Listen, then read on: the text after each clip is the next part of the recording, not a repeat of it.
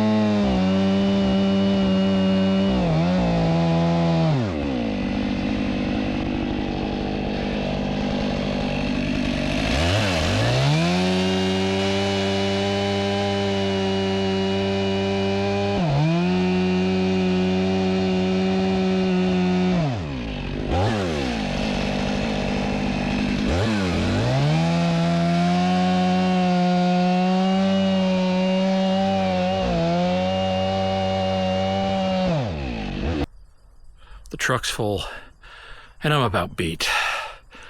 Let me spin you guys around, show you what's left on this log pile. So the log pile still has quite a bit left on it. As you can see, the majority of this is really big stuff. That's gonna be a challenge. I think if I'm gonna take anything like that size, next time I may throw my aluminum folding ramps in the truck to help me roll rounds up versus trying to deadlift them. There are, down here, there are 1, 2, 3, 4 cherry logs, but they got this big freaking unit of a maple log sitting on top. I don't know if it would be unethical of me to flip that log off the top so I can saw it with my cant hook and salvage those 4 cherries, because that stuff would be beautiful because it is solid and straight. But we'll see. I don't know when I'm going to get back out here to cut more. And there's a little bit more small stuff in there, but again, there's big old units of logs on top that are just, oh, I don't know if I got the energy to keep fighting with those. We will see. All of this stuff would make fantastic firewood, but again, I really need my tractor over here and I need a dump trailer to get this stuff back to the house. So Let me guys show you guys the bed, and we'll take a look at what we're bringing home. Oh yeah, she's pretty full. We got her up over the rails. Suspension, as you can see, it's getting a little bend to it, but we're not on the bump stops, nowhere near. It is amazing how much weight you can pack into a 1 ton versus my little 1/2 ton. Let's get this loaded up on the road and get home.